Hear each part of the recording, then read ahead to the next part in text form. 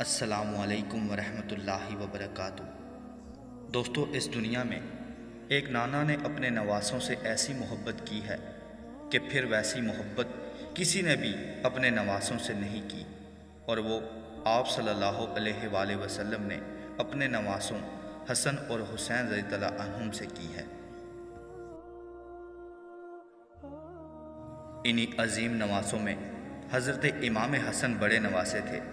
بہت سے اقوال میں حضرت امام حسن ہجرت کے 30 سال کی شب کو پیدا ہوئے۔ آپ کو آپ صلی اللہ علیہ وآلہ وسلم کے پاس لے جایا گیا، اور آپ صلی اللہ علیہ وآلہ وسلم نے ان کے دونوں کانوں میں اذان دی، اور پھر 7 دن بعد ان کا عقیقہ کیا۔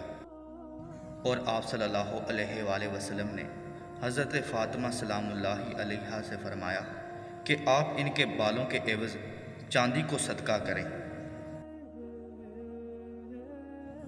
دوستو، امام حسن علیہ السلام کے متعلق بہت سی احادیث ہیں جن میں ان کی عظیم تر فضیلت کو بیان کیا گیا ہے۔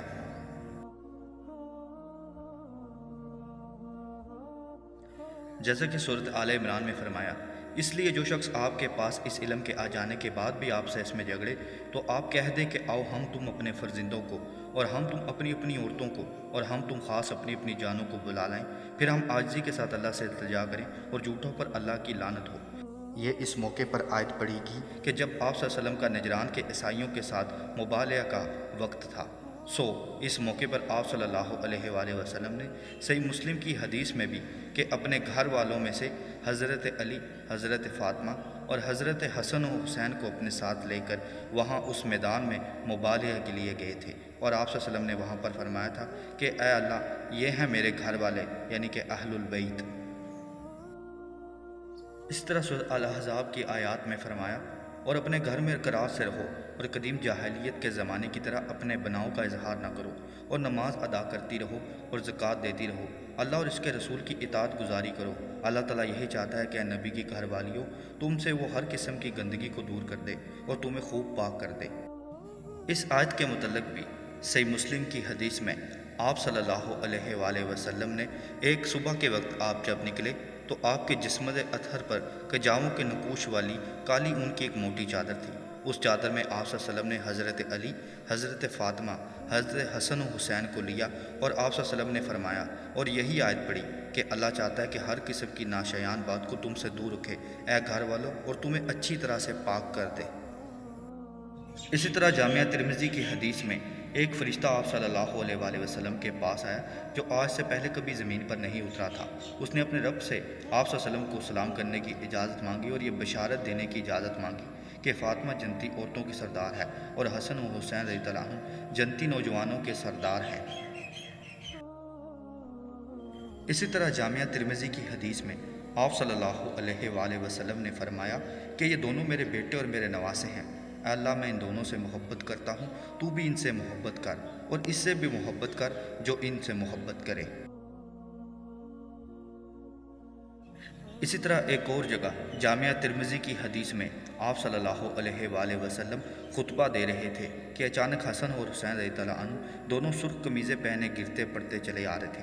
آپ نے ممبر سے اتر کر ان دونوں کو اٹھا لیا اور ان کو لا کر اپنے سامنے بٹھا لیا، پھر فرمایا، اللہ تعالیٰ نے سچ فرمایا کہ تمہارے مال اور تمہاری اولاد تمہارے لیے آزمائشیں ہیں۔ میں نے ان دونوں کو گرتے پڑتے آتے ہوئے دیکھا تو صبر نہیں کر سکا، یہاں تک کہ میں اپنی بات روک کر میں نے انہیں اٹھا لیا۔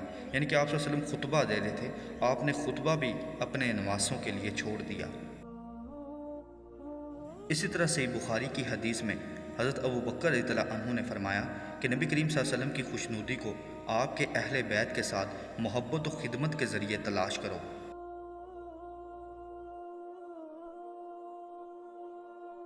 اسی طرح سنن نسائی کی حدیث میں آپ صلی اللہ علیہ وآلہ وسلم مغرب یا عشاء کی نماز کے لیے اللہ کے رسول تشریف لائے تو آپ نے حضرت حسن یا حسین رضی اللہ عنہما کو اٹھا رکھا تھا۔ آپ صلی اللہ علیہ وسلم نماز پڑھانے کے لیے آگے بڑھے اور بچے کو نیچے بٹھایا، پھر نماز کے لیے تکبیر تحریمہ کہی اور نماز شروع کر دی۔ نماز کے دوران آپ صلی اللہ علیہ وسلم کو صحابی نے دیکھا کہ سجدہ بہت لمبا کر دیا۔ صحابہ یہاں تک سمجھ گئے تھے کہ شاید آپ صلی اللہ علیہ وسلم کا روح پرواز کر گیا ہے۔ جب انہوں نے سر اٹھا کے آپ صلی اللہ علیہ وآلہ وسلم کو دیکھا تو بچہ آپ کی پشت پر بیٹھا تھا اور آپ سجدے میں تھے۔ حضرت شداد یہ دیکھ کر دوبارہ سجدے میں چلے گئے، اور جب آپ صلی اللہ علیہ وسلم نے نماز پوری کی تو لوگوں نے گزارش کی کہ اللہ کے رسول، آپ نے نماز کے دوران میں ایسا سجدہ اس قدر لمبا کیا کہ ہم نے سمجھا کہ کوئی حادثہ پیش ہو گیا ہے یا آپ کو وہی آنے لگی ہے۔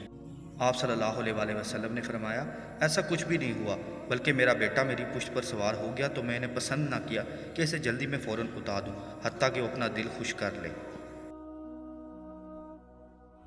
المستدرک حاکم کی حدیث میں آپ صلی اللہ علیہ وسلم نے فرمایا کہ ہم اہل بیت سے بغض رکھنے والا ضرور دوزخ میں جائے گا۔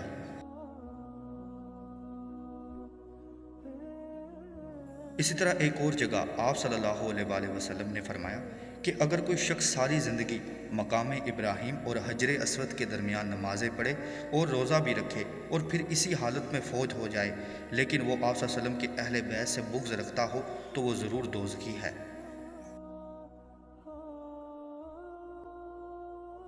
ان احادیث سے آپ کو یہ واضح ہو گیا ہوگا کہ حضرت امام حسن علیہ السلام کی کیا فضیلت اور اہمیت ہے، اور اسی طرح آخری احادیثوں میں ان کے متعلق اپنے دل میں بغض رکھنے والا دوزخی شخص ہے۔ لیکن افسوس، ان تمام تر احادیثوں کے باوجود بھی امام حسن علیہ السلام کو بھی زہر دے کر شہید کر دیا گیا۔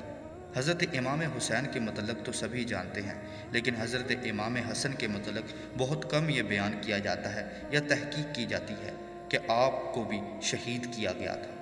اللہ تعالیٰ سے دعا ہے کہ وہ ہمیں ان عظیم تر ہستیوں کی محبت عطا کرے۔ اللہ تعالیٰ سے دعا ہے کہ وہ ان عظیم ہستیوں کے نقش قدم پر چلنے کی توفیق عطا کرے اور جنت میں ہمیں ان کا پڑوس عطا کرے۔